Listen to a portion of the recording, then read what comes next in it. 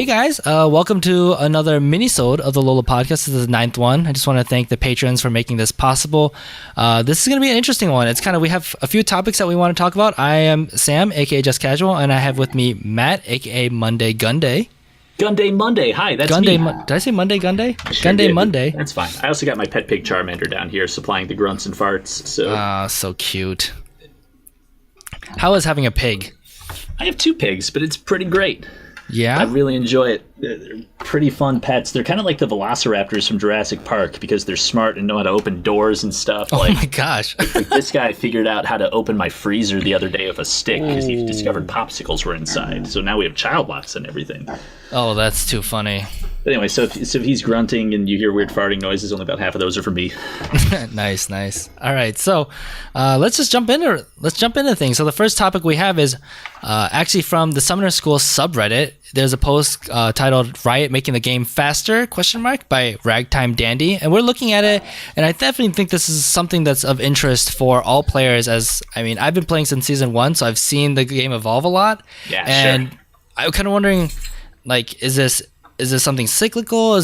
What is Riot trying to do? So first of all, is the game actually getting faster? What do you think? So yes, I do think it is. Here, we actually looked at leagueofgraphs.com and just looked at the game durations. And right now, like at all ranks, like games are less than 30 minutes on average. I think in Challenger, they're like 25 minutes. Granted, people might be FFing or whatever. Mm-hmm.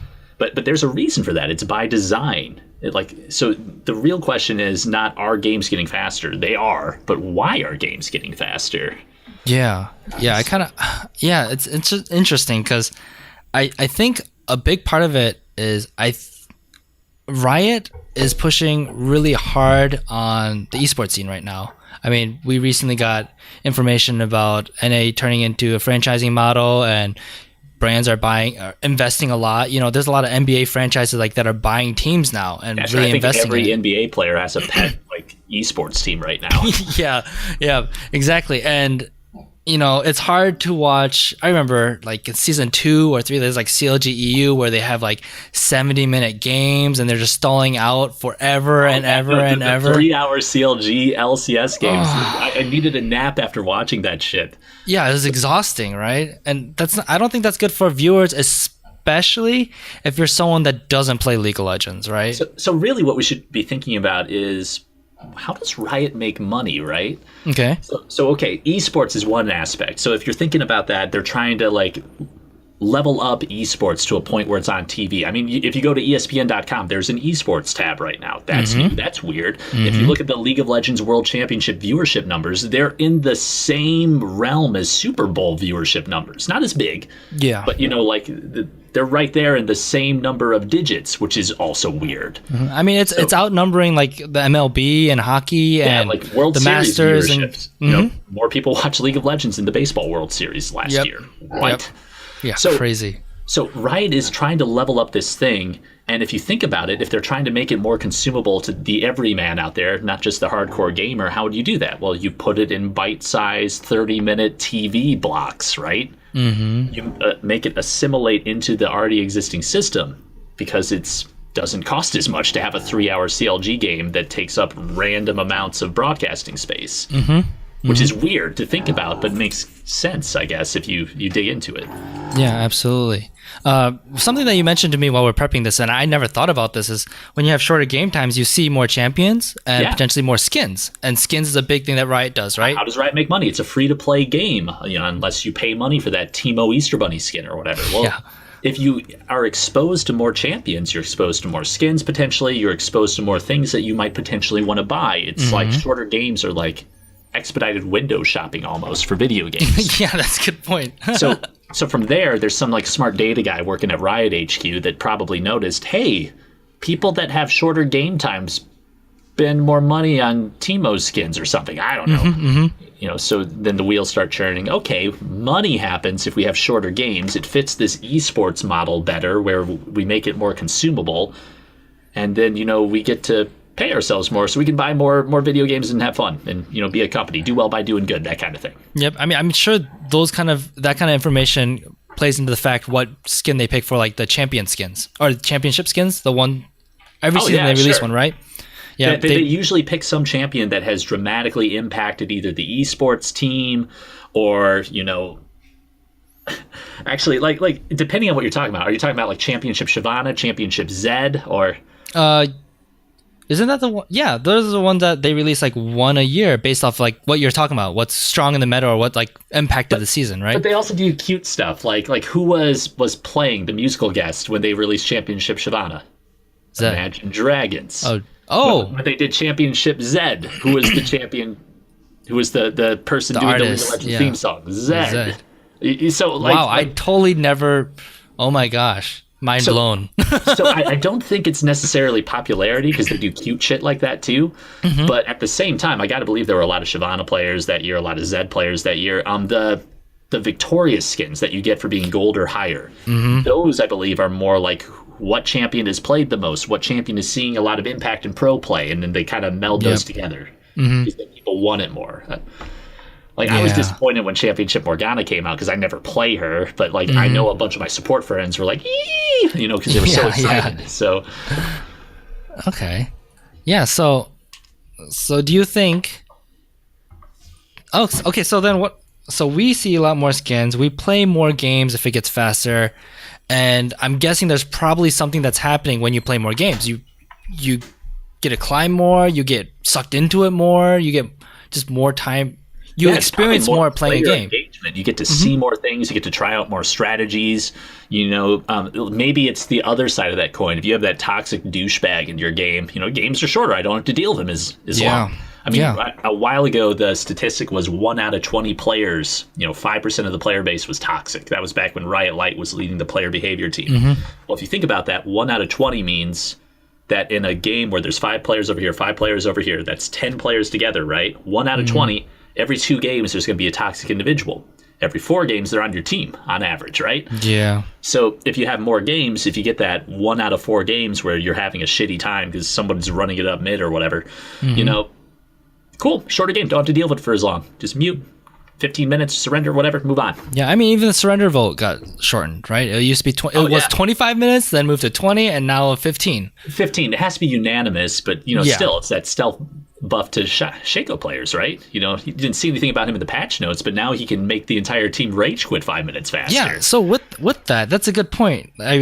If you listen to the previous episode of the podcast that you're on, we talked about like the 2 ways to win the game is killing the Nexus, and then everyone kind of like brain farted about what the second way is. But surrendering and forcing a surrender is a big thing. So how do you think this is changing the meta? Do you think it changes the meta? Well, if we're trying to move to faster games, that usually means you're not going to have as much time to farm. That usually means you're not going to get to the late game 6-item power spike, right? And especially like solo queue versus 5s, right? Solo queue, it's a clown fiesta. You never know what you're going to get, right? Yeah. You can get the really disciplined strategic players that know how to last hit perfectly, or you can get what I get every game, which is not that. So if you're moving towards a meta that is ending when people have 2-3 items, who is strong? The early game champions. Who are those? The Lee Sins, the Elises, the Shakos. Yeah. So I wouldn't be surprised as Riot continues pushing the game into this shorter and shorter format to see balanced decisions move towards that too. Because what's going to happen if the early game champions are now king because the late game champions never get to late game, something needs to change. Otherwise, like half their champion roster is unplayable if you want to win anyway. It could be interesting because maybe they could just scale everything down. So late game is not 45 minutes anymore. It's 30 minutes. Maybe that's the late game, right? Or you make the items cheaper. Like that's one way you could do it. But then that's weird because what if you're actually a really good player and don't miss any CS? Well, then it's just easy mode for you. And then you get to 6 items at like 20 minutes. You're like, yawn. But I don't know. That's interesting too, right? Like, is the game as fun if it's like that? Yeah, that's good. Yeah, what do you think? Are you liking that games are shorter? How do you personally feel about it? I personally don't like it because all of my champions are like late game champions. Like I used to play Sejuani back in the day when she was not banned every other game, and she was so weak early. So the fact that they're moving towards that was like no, because like I like getting to that 6-item late game power spike where I have 5,000 health and do all the damage and I'm unkillable. And that's so much fun. But if we're never going to get there, then I'm sad. But now moving towards this, it just means I got to learn new champions and adapt and be flexible, which isn't bad. Keeps it interesting. I'm kind of in the same boat with you. Yes, I do love that games are getting shorter. I would love if League was as entertaining as it was, and each game was like 15 minutes long, because that'd be great. Because I could play like, play Heroes of the Storm, right? Yeah, I could. How many more games could I be playing, or matches could I be playing if it was like that? But then on the other hand, like my deficiencies are like the laning phase and like making mistakes in the early game. But I think my strengths are like team fighting. More. Yeah, I can do that. I can practice that more. Yeah. So, but I'm sure, Riot has to figure out a way to balance those late game champions to be stronger earlier somehow, or nerf the early game champion. Like there are different ways to do that, right? Mm-hmm. Yeah. So I'm like mixed about it. I'm happy that less time is invested per game, because like you said, if you have a toxic player, that really sucks. But at the same time, it's a personal nerf. What if you have an amazing player and you're like, man, I'm so sad this game is ending. I wanted to play with you for another 40 minutes, but I can't. I'm trying to throw. It's just, you guys are too good. Like I don't know. Let's just go to Baron, guy. Let's go to Baron without super lenses. Let's Baron. It's not worded, I think. They call me Dignitas on the podcast. It's also interesting too. Like here, we talked about champions being stronger early. What about items?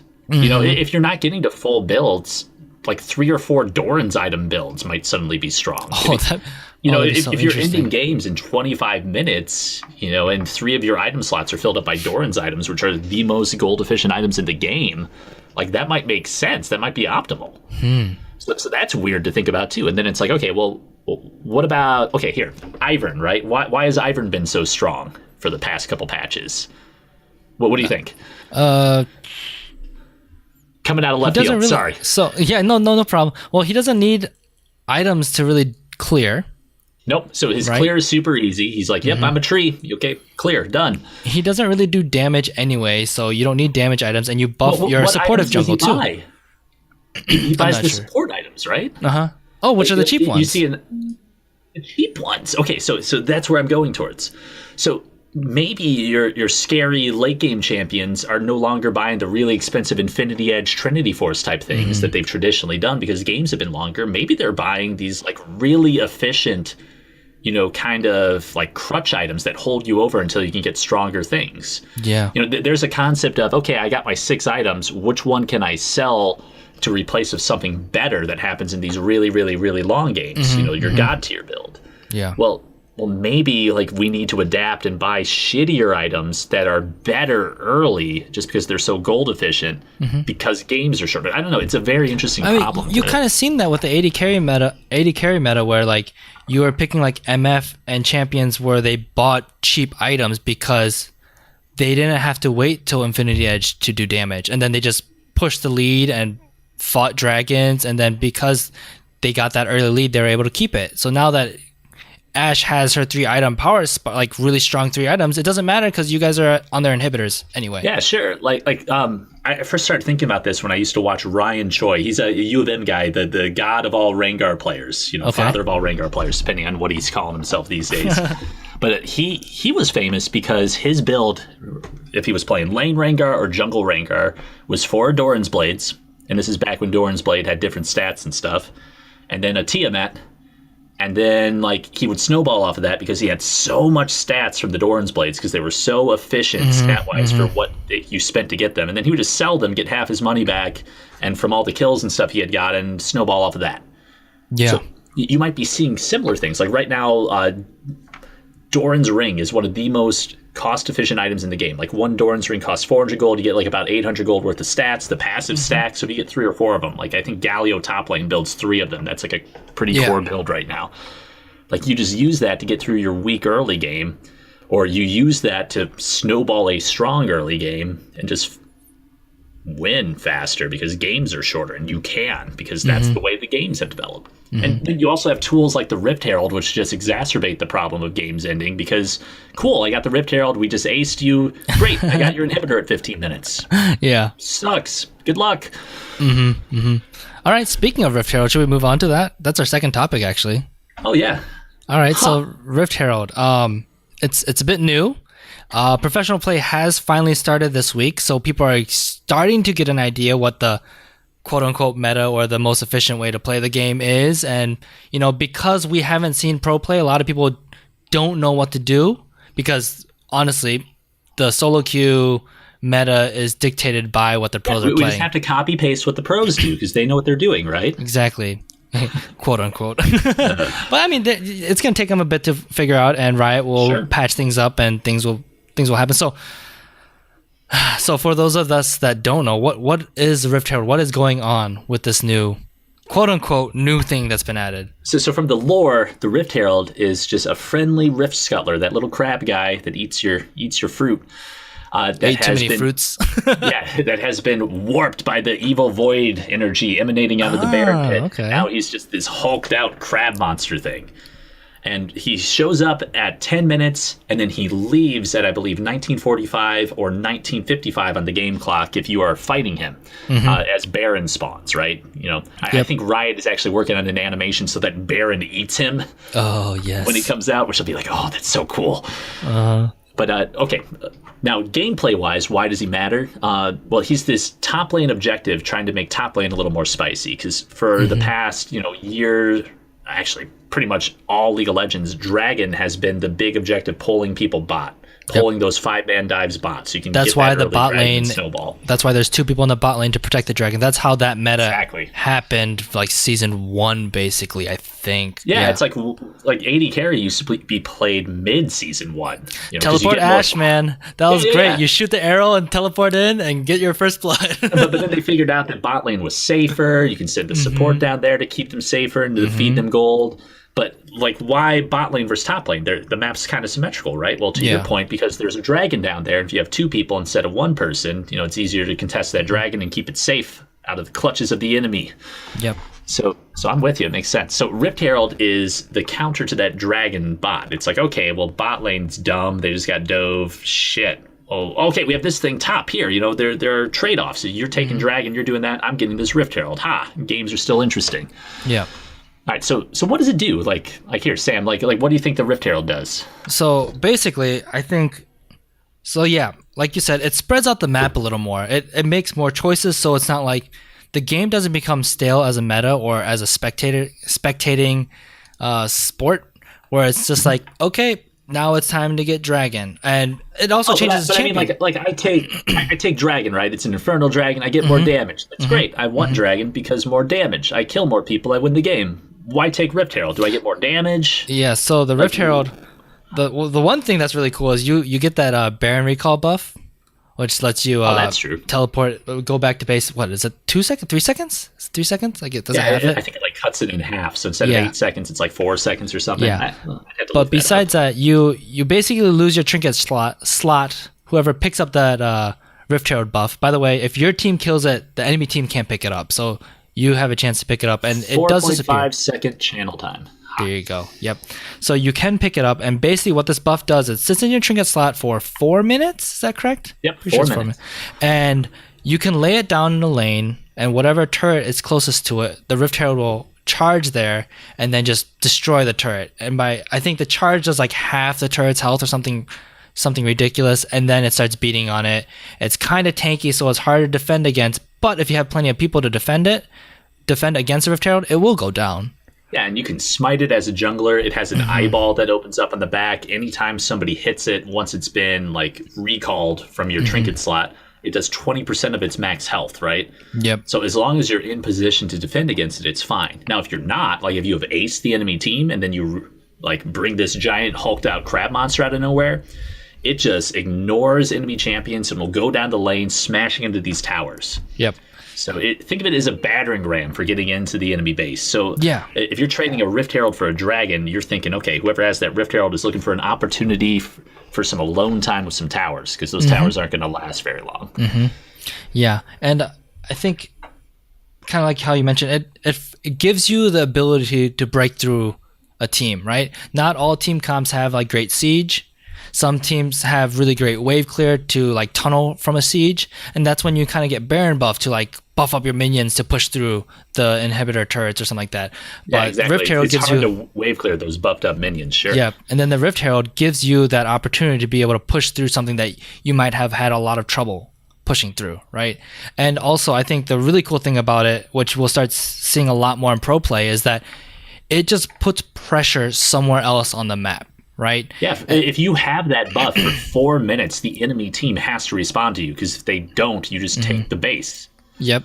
And I've heard like people are thinking about, you just put it down and leave it, so that they have to send someone there so you can do something else. You can send 5 people mid, or you could do like you can set up a different 1-3-1. It'll be like a 1-4-1 split push or something like that. Or it could be just to secure the Baron buff. You could put it down in like 19 minutes and then go do Baron because they have to deal with a bot lane or something. There's a lot of ways to just spread out the map. And I think a lot of people are focused on like, you lay it down and push with it, which can be good, right? Especially if you ace. Yeah, sure. Because there it are does a couple tons of different damage. use cases for it. I think Kelsey Moser, I'm not sure how to say her name because I've only read her That's work. right, Kelsey Moser. But she did this really good synopsis of like the 82 games in the Demacia Cup where the Rift Herald was actually used and how it was used and weird interactions and stuff. And so you have the traditional use where it's like, okay, we pick a team fight because we're ahead, which is why we're able to control the Rift Herald. We kill like 2 of your carries or whatever, and now we have a numbers advantage, or somebody's like derping on the other side of the map, release the Kraken and then just take the base. You know, you can take 2-3 towers and an inhibitor that way if you're playing it smart. But also to your point, she was saying if you take it past 17 minutes, you have the buff for 4 minutes, right? 17 plus 4 is 21. What other objective is up during that time? The Baron buff at 20. Baron. So like you said, like, okay, well, Baron's on the top half of the map. I send the little Rift idiot bot, just leave him by himself to do his thing. He's just going to mindlessly amble forward and destroy the bot lane towers. Well, somebody has to respond to that, probably someone would teleport, So you send that person down there. Suddenly you have a 5v4 by Baron Pit. Oh, you can create all these weird pressure plays with it. Oh, yeah. Yeah, oh my gosh. I would shot calling in those kind of situations. It's another variable added to shot calling. Oh yeah, complexity. And you have the pressure of if we lose this game, we lose our contracts. There's a million people watching, all chanting TSM. They're saying NA Herald and stuff. Shit, how do we do it? It's so good. I'm excited to watch people learn how to use it better. Yeah. So, is Rift Herald good? Is it useful? Did Riot do a good job putting in Rift Herald? I love it personally. I think we still need to learn how to use it better because there's all these little minutia details. Like depending on the average level of the champion in the game, when you take it and when it comes out, it is stronger or weaker.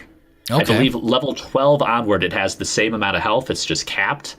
So like that's as strong as it's going to get.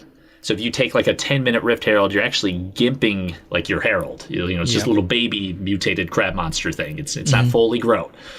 So that's interesting, and it does more damage too, like the higher level everybody in the game is. Yep. Now towers by comparison don't get stronger as all the champions level up; they stay the same. So the question becomes, okay, if we can stall out and wait for like a 17-minute Herald versus a 10-minute Herald, towers still have the same amount of health, but my Herald has more damage. It's going to rip through those towers faster, and then we have the Baron up. So there are more things to contest. It gets more interesting. Yeah, but then if you're trying to wait out for 18 minutes, the enemy team could take it at 16, right? Yeah, sure. So then it becomes a question of, okay, well, do I take it early just to deny the enemy team the ability to get the Herald and do all the things we just talked about? So you have this weird kind of escalating arms race where the arm is a giant crab arm that is a mutated Herald thing. And you're like, okay, well, when do we do it? When do we not? The decisions become more interesting. So I think Riot did a really good job of this. I'm not sure if it's balanced because there are games where, like, just because somebody had the Herald, I've gotten 15-minute inhibitors. There are games where, like, my teammates have picked up the buff and not used it because it expires if you don't use it in 4 minutes. You forget about it because it's new or something, right? Yeah, sure. It doesn't automatically summon the Herald. It just, like, goes back to the void or whatever. Yeah. The eyeball disintegrates. I don't know. Another thing I wanted to mention that makes the Rift Herald so appealing is that it's easy to take any jungler and probably any top laner. Like almost anyone can take it by themselves. Yeah, it takes about 30 seconds, but if your micro is good, you wait for its eyeball to open, you wait for it to auto attack you, and then you immediately go behind it and pop it in the eyeball, and it does a % of its max health. So as long as you're a little tanky, you can do it. And if you have a friend, you just sit there face tanking it and he pops into the eyeball over and over again and it goes down pretty quickly. Like 30 seconds, it's not bad. Yeah, and then a lot of its attacks or like spells, I guess, are dodgeable. And it's obvious to tell when it's coming. Oh yeah, so you can dodge the charges and stuff like that. Like I just started playing Pantheon jungle again. He takes no damage from the Rift Herald if you juggle his passive and have enough attack speed in your roots. Jax, if your counter strike is up, he dodges all these attacks, right? So there are ways you can play around that too. Yeah, and once people start figuring out what the priority of the Rift Herald is and timing, like that changes the meta of like what do you bring top lane, what do you bring into the jungle, even mid lane too, because those are the guys that are around it. What's interesting is, okay, where does it fit in the objective hierarchy? Like, do you give up first tower for Rift Herald? Or you're like, well, I'm sure going to get Rift Herald because it'll let me get towers. Mm-hmm. Do you give up a tower for Rift Herald? Why don't you just save your tower and maybe take a tower for Rift? So yeah, like how does it sit? Is it worth an Infernal Dragon? Well, I don't know. It depends how many towers you get with it. Mm-hmm. So that's kind of variable depending on how the enemy team is playing, how your team is playing. Yeah. It becomes harder to weight how much it's worth too. Yeah, it's interesting because right, you get Infernal, you get X amount increased damage. You just have extra damage, and that's for the rest of the game. It's a sure thing. You get the Rift Herald, like you might lag out and not use it. Yeah, like, exactly. I don't know. And you might put it down and it doesn't get a turret. It gets just half the damage because they were ready for it. Yeah. You didn't see that there are 3 people coming top when you laid it down. Like 2 people teleport bot, jungler's there with 2 smites. Everybody's guaranteed. hitting it in the eyeball. Sure. Anivia walls it off so it can never get to the tower. Mm-hmm. So I guess people would love to know what the ideal way to play it is. So I'll share my opinion on what it is. Go for it. Like you said, there's a lot of variables and it depends on what you're trying to do. I think it can be totally worth. I think first turret is probably the highest priority. It was the highest priority, right? Because you get the extra gold and then the map opens up. But I think you can trade it because potentially the way you use Rift Herald, you could get more than a turret. Yeah, like if you use Rift Herald to get a Baron, Baron's worth more than first turret, gold-wise. Everybody on your team gets 300 gold. You get the buff for extra damage. You get the enhanced recall. You get the super minions. Like, yeah, I think that's worth, right? Yeah, and even if you're behind and you can't siege that mid lane because the enemy mid laner is like 4-0 at like 10 minutes, it's like maybe that's 45% CDR or something. Sure. Yep, that's the way you break the mid turret when you can't get it because she backed and you place the right Rift Herald at the right time. Like you open up the map, which you couldn't have done 30 minutes into the game because she was just so fed and wave clearing easily and your mid laner couldn't do anything, right? Yeah. There's really interesting ways to use it too. Like we were talking with Frost on the LOLA podcast the other day, and he's a Tom Kench player. And he was like, well, how do you think, Tom Kench top plays at the Rift Herald? Because, he that's what he wants to know. And I thought it was a really interesting question because I had never thought about the unique champion interaction. So Tom Kench, what does he have? He has that global ultimate, right? He can teleport like pretty much a Pantheon ult away on the map wherever he wants. So maybe he sees his dumb solo queue teammates pick a fight, at the bottom of the map because, Cloud Dragon's up and we got to get the Cloud Dragon. And he's like, well, I can go in there and, and maybe eat someone, probably die. Or I can just ult top with my Rift Herald buff and take 3 towers. Yeah. Bloop, goes top, takes 3 towers. That's pretty good. So having the ability to teleport and warp around, and then who else can teleport? Anybody taking teleport, so probably your top laner, right? You can do interesting stuff there. Yeah, you have a TF mid, right? Yeah, TF mid, global ultimates, Pantheon, all these goofy things. I was also kind of sad. There are some interactions that don't work. Like Kindred just got reworked, so I was testing them. Excuse me. They are a team. Pronouns need to matter. But I was testing Kindred ult with Rift Herald because towers, aren't living, so they can still die inside Kindred ult, which keeps everything alive below a certain health threshold. Rift Herald apparently still dies in Kindred ult, though. So then that begs philosophical questions, like is the Rift Herald alive? Is it a soulless shell of what it once was? But also it's probably just good design because if you can keep this thing alive forever, if you could heal it like Soraka heal, then it just stays alive forever. And that's stupid. Oh my gosh! That'd be terrifying if you could shield it and and heal it and everything. Oh my goodness! And then Riot just released the new runes. There's an overheal rune. Yes. What if that kind of interaction could happen? So you're just healing it for 1,000,000 health, and it uses its health it trades its health for tower damage. So it's so stupid. So I understand why it works that way, but it's interesting looking at all these interactions. So the globals seem strong with it. Stuff like Kindred ult sadly doesn't make it immortal, but Kindred ult keeps Baron or Dragon alive though, right? Yeah, and I think when you are taking Rift Herald, not when you've already grabbed its eyeball, right? A Kindred ult will keep it alive. Interesting. So it's only after it's resummoned. And that could be unintended, and Riot could change that. Yeah, and if they do change it, Kindred buff, Yeah. Maybe that's the buff she needs. They, right? They're a team. They're a he, you're they're right. She, maybe. They're a weird amorphous lamb, grim reaper, wolf thing. Yeah, they're a team. That's right. It's like a band, right? Get the band back together. There was something else I wanted to say. Oh, I hate asking questions that we probably won't know the answers for, but I kind of wonder what would happen if you barred all the turret that the Rift Herald is taking.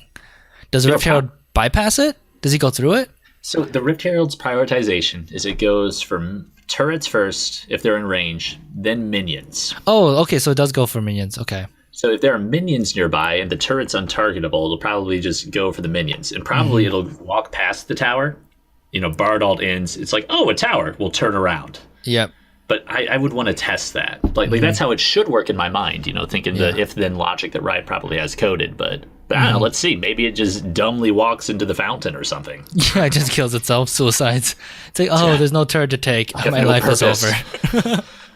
Any other interactions that you want to mention about it? You mentioned weird stuff. There's an obvious one that a lot of people don't know, but when you're summoning it, there's a 4-second window where you're just kind of standing there. You're like, wah! And if someone CCs you during that, you don't summon the Rift Herald, and then you're sad. And it goes away, too. You lose it, right? It goes away. Oh, that's terrifying. So make sure you don't do that. Make sure you're safe when you're summoning it, and that no one can Malphite ult you from the Fog of War or whatever. Also, you mentioned if you're summoning it and you use your trinket. Yeah. So I mentioned if you listen to the Dive podcast with the NA casters, they mentioned this. Kobe was saying that he was taking it and he clicked on the buff and it takes up your trinket slot. So he's oh, I don't want to use my trinket. I don't want to lose my trinket. So he just placed it down. But the thing is, when he placed it during that whole channel of picking it up, the ward, right? Yep. The Rift Herald got released after it was done channeling, and there were people there, and it died before it could even leave the river. Aw. Yeah, sad day, right?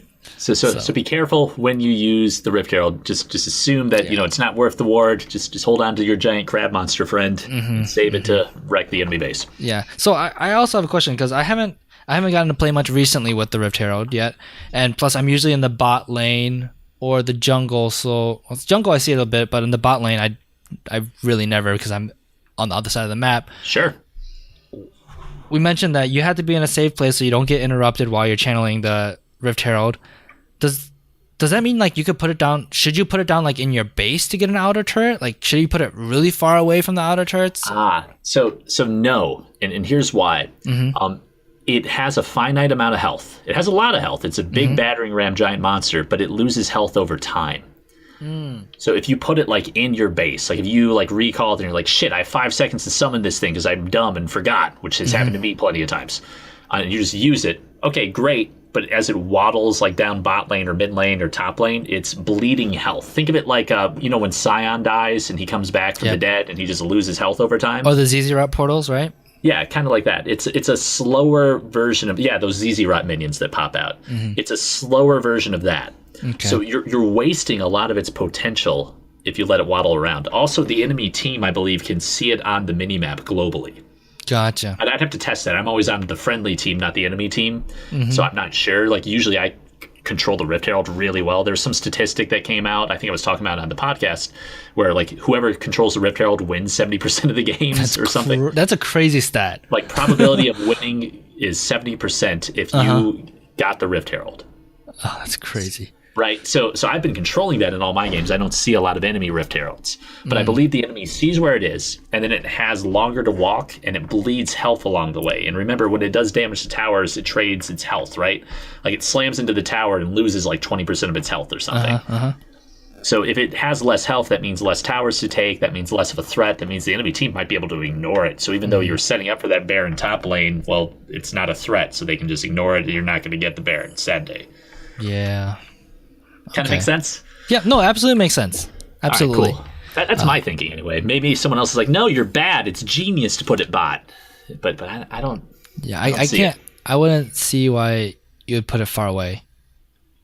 No, because just if anything, just knowledge is power. Vision is power. So if they know that the Rift Herald is coming, they have time to. Yeah, they have time to react. React. And if you put it closer to the tower, that means less time to react. Okay. Sure. One of my favorite ways to use it is I'll see, okay, this tower mid's half health. This mid lane mage with no escape, no flash, thinks she's safe. I just like put a pink ward down in a bush, summon the Rift Herald, and then right when the thing charges, that's when I like dive in with my Sigil or whatever. Oh, it's so fun. Just hide your model in the Rift Herald too, like right behind it so they can't see. Oh, that'd be really good too. Like, oh, it's just a crab monster coming to get me. No big deal. Oh god, someone riding a pig. There's a Sejuani all behind it. Real. Oh my god. Or Zach like diving in from behind it. Oh, Zach would be so good. I haven't played a game where Zach hasn't been banned, so like I have not gotten to practice him at all. But he is bonkers right now. Yeah, he is bonkers. Yeah. Oh well. Okay, so let's move on to our last topic. Let's one. Do it. Oh, I am so excited about this one, and I've ranted about it already on like my personal channels and stuff like that. Dude, let the anger flow. Oh yeah. If you aren't aware, there's this podcast, a YouTube podcast called Beyond the Rift. I watched the first few episodes religiously. I really enjoyed it. It's a podcast made by Skara and I'm a Cutie Pie. They're both ex-professional League players, although they might be coming back on the Challenger team. They are. They're on Echo Fox's new team, right? Yeah, their Challenger team. I could go off a little bit. Okay, let me take like 2 minutes about that. All right. So, esports team, everyone's gonna get a sister team eventually because of the investment that's going on, and just like I think teams are going to have more money. So I really don't think that the Challenger team or that sister team I don't think it's going to be, they're not going pro. They're looking for a nice income to train Echo Fox. And if you heard, Echo Fox will not be scrimming other teams, so they say right now. And they're just going to be scrimming that team. Internally? Yeah, internally with their sister team. Oh, okay. So they just hired a bunch of pro players to, hype because every one of them, it's like Cutie Pie, Dyrus, right? Skara, all these Shifter. So it's everybody of this huge audience, and then they have an exclusive monopoly on playing those guys with a huge audience. Okay, so Rick Fox over there is playing like 9-dimensional chess, is what you're saying? Yeah, I like the idea about it because you can hide strategies and you can practice specific things. Like you usually like for example, what they did in StarCraft in the Korean scene back in the day, you'd be like slave labor for the team once you got onto the team, and you wouldn't play professionally for like a year or two. What you do is you practice with the star player, and you'd be like, I want to star player beat up on you. Yeah, I want to do this strategy, the Vulture Terran rush against like a Zerg if you're trying to do this, and they just play that over and over, that same scenario over and over and over. And during that time, you're like learning from the guy. The guy's like, oh, you're moving your Zerglings wrong. You should do this and blah blah blah. And so that person that's helping train is learning a ton. Oh, that's actually pretty good. So you're like a punching bag that is slowly growing like huge biceps and becoming a You're contender. Being mentored. You're an apprentice. Okay. And you're practicing very specific things, right? So you're getting the frequency and repetition that you may need to do something. The champion is invested. He wants you to get better because if you're shit, he's not getting good practice. So, exactly. Oh, that's actually really cool. So okay. I really think that. Yeah, I eventually think Riot needs to make training mode like not just a one-person thing. It needs to be a collective thing where you can control so much. Like Ghostcrawler was saying that he thinks that Riot is scared to release a better sandbox mode where you can practice tower dives or you can practice 1v1s because they are worried that people will stop playing the main game mode, stop seeing all the Teemo skins, and stop giving Riot money, Oh. So, like, he didn't say that verbatim. I'm filling in blanks and making some jumps, but he is worried that players will stop playing the main game mode. I filled in the rest. I think he is wrong because people aren't disciplined. Like everyone says they want to climb out of bronze, but really, how many bronze players are there? Yeah, actions speak louder than words. You don't want it as much as what you want to have fun, and that's perfectly fine. That's okay. Yeah, it's a game, and now we're right? on a totally different, like, huge tangent, but yeah. So I think it's smart, but actually also dumb because I think you're just gonna get mechanical stuff because they are not playing at a macro level that is being taught right now. And Echo Fox is a 10th place team. They need to be scrimming better teams. So I don't know if just putting 5 superstars to play. I think it's a marketing strategy, and I will enjoy watching it. That's a good point. Oh. Remember, 9-dimensional chess, man. You're thinking the 1 dimension. Rick Fox has the other 8 covered. He's thinking cash flow and stuff. Hey, even though he doesn't have a guaranteed spot yet in the NALCS either, so who knows what's gonna happen, right? So hope this works. Okay, so wow, back on topic. So Skara and I'm a Cutie Pie, they do this YouTube podcast, really fun, entertaining stuff, and some good, I mean, they know their stuff too. They're high high they challenger used to be pro players. Yeah. Scar's been a coach for a while. They know people. They troll in Challenger with 20,000 people watching them regularly. Sure. Yeah. So, but recently they had a topic about coaching, and basically, and the link will be in the video. A lot of the things that we talk about, if I remember, I will put them into the episode description. They will be in there. If you guys don't see it, just tweet me or Matt here and we'll get it to you. But anyway, the conclusion that they came to was like, no one should be paying for league coaching, and coaching for League of Legends is kind of pointless. I know you have strong opinions about that because you do coach League of Legends. What do you think? That is a dumb opinion for reasons that we will talk about. Yeah. Why don't you start off? Want me to just jump out? Okay. Yeah. So I think it depends. That is always the correct answer in something complicated. It depends. Okay. So what does it depend on? I think it depends on your goal. So I have coached probably over 1,000 players now over the past 3 years in League of Legends. I've been coaching sports, basketball mostly, for almost 2 decades, almost 18 years of my life. And coaching makes you better if it's good, if it's focused on what you need to do to improve to reach your goal. So that said, what is your goal? That completely determines if you should get coaching or not. If you're just like, I just like playing the game and I want to have fun, you don't need coaching. Just have fun. But if you're like, I would like to go pro and I'm not very good right now, I'm silver. If that is seriously your dream, you're going to need some help to climb up because you're doing something horribly wrong and you have a long way to go. Yeah. There are other people, like I was telling you earlier, one of the students I coach, the first question I always ask people is, okay, why are we doing this? What's the motivation? What are we trying to do? What's the end game? Let's work backwards from that. He was trying to get a date, and she would not go out with him because he was bronze. So he is like, I don't give a shit about getting better at the game. I just need to be silver. You do that, I get a date.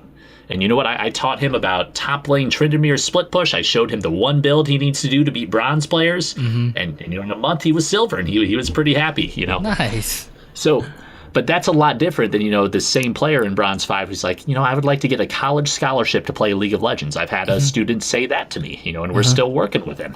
Nice, He's in gold right now, which is great, but I think you need to be platinum or above to get a college scholarship, which is weird. But platinum and above, you can get money to play video games, guys. So yeah. So anyway, it completely depends on your motivation, and it completely depends on what's holding you back, I guess, mentally or physically or whatever. Because depending on how good or bad the coach is, they can either help you get over that block and, achieve that goal, or, it'll just be a waste of money. And why? Yeah. And I think and I don't want to bash on I'm a Cutie Pie and Scar for their opinion, because as much as I disagree with it, I kind of also get where they're coming from, because they're a different specimen of human beings, or at least a trained up different specimen of human beings. These guys are super talented. They have played video games all their life, so they have that built up training and strategy and thought process and just they've also been on professional teams and have been playing this game for 10 plus hours every day for the past, 7 years? Because they were beta players? Yeah, and they probably, I'm fairly certain they didn't have any personal coaching outside of a league, a team coach to help them with macro and stuff like that. And even then, at their era, coaching was either new or they just didn't respect coaches and thought they knew better anyway. So that could also be an issue. Yeah, they might have the curse of knowledge thing kind of going in there, where they know too much to learn new things or to look at it with a fresh perspective. Yeah, and to them, it's just and honestly, for a lot of bronze players, most likely, and again, I full respect to bronze players, the game is hard. You're probably new. If you've been in bronze forever, that's fine. Sure. Yeah, there's a lot of things to do. 136 champions, a bajillion items that change every 2 weeks. Everybody's yelling at you because all the bronze players are secret challenger smurfs that know exactly what you should do and are very vocal about telling you about it. Yep. But then when from a pro player's perspective, even from I've hit plat in previous seasons, from a platinum perspective, I can see things it's easy. You need to do X, Y, and Z, and everyone just needs to do X, Y, and Z to get out of bronze. And that may be true. But the thing is, when it comes to the details, right, when you're far removed from something, you don't know what's really going on there, because there is a meta in bronze. There are some things that you do in bronze. If I ward up beautifully in bronze, that could not matter if no one's looking at the minimap. Exactly. Yeah. So, don't get sweepers. Yi is overpowered in bronze. Why? Because people can't focus him. No one knows that you need to focus him. No one knows that you need to bring hard CC. Yeah, games go long. games go long because nobody knows how to end. They do the ARAM mid thing while he's off split pushing, Yep. like, so, but, in Diamond or whatever, you see a Master E, like, go watch Cowsip's stream. He only wins like half his games, and that guy has like 1 million Master E games. Yeah. So, like definitely different metas at different levels. You definitely need different perspectives to play differently to get through that shit, too.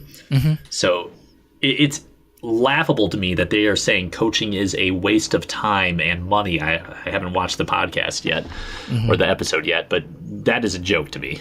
They're just like, why would you ever pay for it? I'm like, oh. as someone that, okay, so I've self-taught myself how to play a few instruments. I've also taken like professional lessons from like golfers, violin when I was growing up, piano. So I've done self-learning and I've done tutoring and being coached. And there is a difference. Yes, I could learn how to play my acoustic guitar fine because the internet is a crazy place and you could learn how to do lots of things. And League has tons of things where you can learn for free. And there's enough content to get to probably platinum. And you would be an idiot to not use that. I mentioned I've been coaching like thousands of players, right? Probably over 1,000, maybe a single 1,000 of players. But a lot of them will come to me with the same boring cookie cutter questions over and over and over again. And like, I'll coach the same bronze lesson where it's like, okay, what should you do here and why? And they're like, well, I don't know what that champion does. Like, what do you mean? You didn't watch the video, you didn't read the wiki, you didn't play a game versus robots to figure out what he does? Like, no, sure haven't. But teach me. Why are you giving coaching? Teach me. I'm like, okay, go play a game as him. Come back in a week. Why? Okay, thank you for the money, but like you don't need a coach for that. You don't. But the thing is, like, so when I'm learning violin, if I want to play like a G, I put down a finger on the G, and there it is. I play it, right? Sure. But no one tells me that. No one would tell. I might not know, like, I need to curve my finger correctly or my posture is wrong. So you build up these bad habits too that eventually you don't even think about, right? If someone gave me a basketball, I never seen a basketball hoop and said, put it into that hoop, I'm probably going to use both hands. I might, granny shot it, which actually has a higher free throw rate, but that's a totally different story as well. But they make fun of you. Yeah, exactly. And basketball's also about swag and like what you look like, right? But like, why would you only actually really use one hand to throw a basketball into the hoop? And then that's what a coach is for, to teach you like all these little things that you wouldn't know because someone has been doing this for a lot longer than you or has studied it a lot longer than you. And this also gets into the topic of like good and bad coaches, right? Yeah, sure. Like anything, there's a spectrum, right? Like I think I was talking to you earlier, and like everybody has probably gone through school, and you can remember your good teachers, you can remember your bad teachers. They're all doing the same job. They're all trying to put information from their brain into your brain in a way that you can understand it for some purpose, like be it fill out a multiple choice test, get into college, whatever. But so coaches, there are good coaches and there are bad coaches, and there are good coaches and bad coaches for different topics, different things, different techniques, different things. That's a very good point. So, like, if you're trying to learn mechanics, you want to go to someone that really understands, mouse movements. Maybe you have the wrong mouse. Maybe your keyboard shit. Maybe you need to set up hotkeys better or something, right? That's a completely different thing than, like, what should I do in this situation? What items should I buy, right? So you have to find the right specialist to solve the right problem. And if you don't even know what problem you need to be solving, that's another thing, right? Yeah, you might need a coach to diagnose what you're doing wrong and then direct you to the right specialist to help you fix it. Or the right YouTube video to watch, or the right Discord, or the right Summoner School Reddit to read. Yeah. So you have the triage problem where, what am I doing wrong? Then you have the, how do I fix it? Which method is best? What expert do I listen to? Oh, like it's all over the place. So I could be watching support streamer Aoki. He's like Leona. He's known for his Leona. And I'm like, a god. Yes. I'm like, you should be turret diving. Turret diving is really important when your jungler's there, and then it opens up the map because you can get first turret and you can get dragon, all this stuff. It's like, great. I'm a Soraka main and I'm gonna learn how to turret dive. And it's like, why isn't it working? I keep screwing up. Context matters, yes. And it's like, I'm doing everything that Aoki is telling me to do on how to turret dive, which is all correct. But you don't have 1 million mastery points on Leona like he does, right? Yeah, and you're playing Soraka, who doesn't turret dive. Like, you're doing it wrong. She does, but she heals the person turret diving, yes, right? Exactly. If you're like, I need to be tanking or something like that, that's like, because Leona's tanky, so she tanks the turret shots like 3 or 4, but you're Soraka and you can't heal yourself except with the star. Like things go wrong and you're like, wait, why isn't this working? And then suddenly it's like, hey, you spent 10 hours trying to figure this out when you could talk to someone and they can tell you. Coach on league coaching or whatever to or just be like, oh, don't tower dive a Soraka, dummy. Yeah, even you could just talk to your friend. And ask them and find out in 5 minutes. Now, at the same time, sometimes the friends are wrong, right? Like, yeah, absolutely. Like I have Smurfs all over the Elo rainbow right now, and I will play exactly the same way, trying to test something. Like I've been testing Windspeaker's Mundo lately, which is like I'm trying to make it work. Oh, and depending on the Elo, there are dramatically different opinions on if it's good or not. You know, so you have to realize too that your friends, like if you're playing in bronze and you're playing with your bronze friends, realize that they are bronze too, which means there are quite a few things they don't know. And even if you're silver, right, you know a few more things than bronze, but you still don't know everything. Same for gold, same for platinum, same for diamond. There are challenger players that still build wrong. So I mean, like this is a spectrum, and the game changes every 2 weeks, and people are constantly learning and reevaluating optimal strategies based on a changing meta. So holy shit, how do you figure all that out? Sometimes it's helpful to have a coach who literally is paid to think about this stuff, point you in the right direction.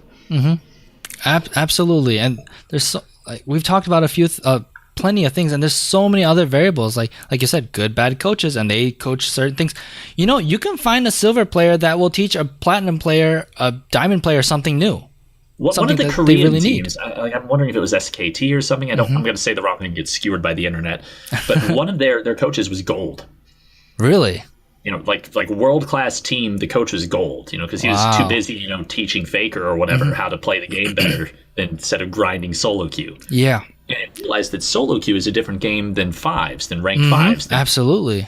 So to climb in solo queue, you have to learn different things. We talked about the make the enemy team surrender mindset.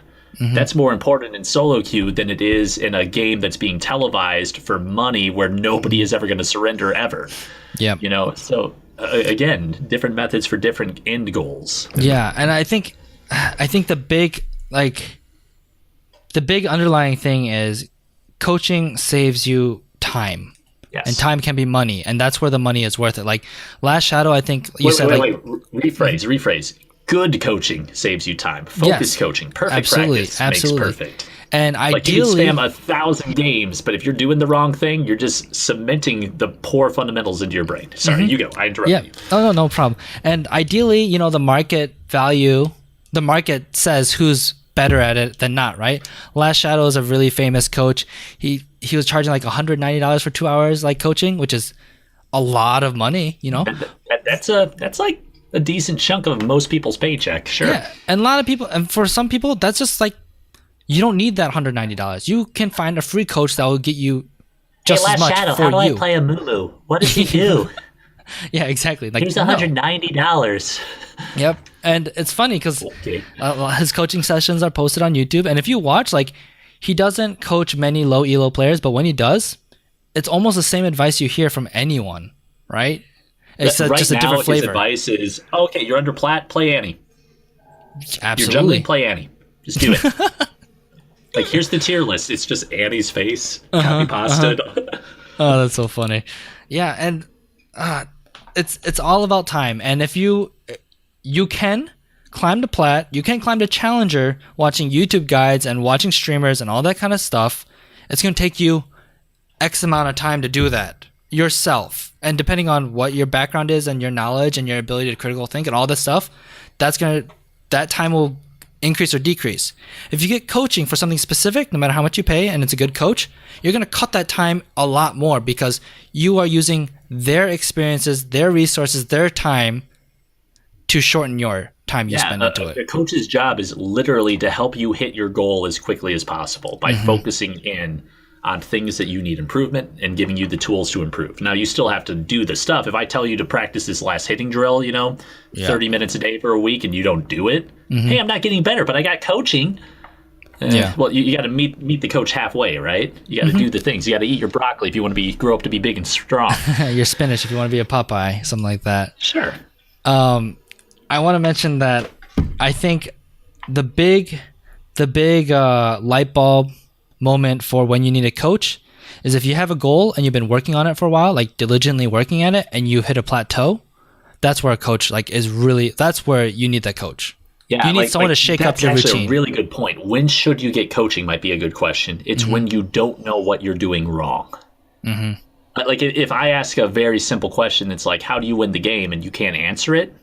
Like, well, that's kind of obvious. You should probably figure that out. Oh, I don't know what a Mumu does. Oh, I don't know what this new champion does. What does this item do? That's all information that's a Google away. That's super brain dead stuff. You can figure that out. You should know. Like if there's a game that you played and you lost, and you're like, well, I was 0-20. Hey, why'd I lose? If you need a coach to tell you that, okay, maybe it's worth the money. But usually you can probably figure it out. When you get to that point where, like, I just played this game, I feel like I played perfectly and I have no idea why I lost, that's a fantastic time to get coaching. Yeah, it's something I've done. Like, I hit Plat Season 3 the first time. I think the following season I couldn't break Plat. 2 seasons later I couldn't break Plat. And something that was happening was, like, I was stuck in, like, Gold 2. Had someone, just a buddy, look at my replays and tell me a few things, and that was enough to just shake up my mindset. He's like, oh, you're doing this wrong, I'm like, oh, I didn't think about that. Or like someone to tell you that starting level 1 in the jungle at Raptors is really, really important for specific junglers that can clear it quickly. And it's like, how do I know that? 150 bonus experience. Yeah, how would I know that? Nobody does it.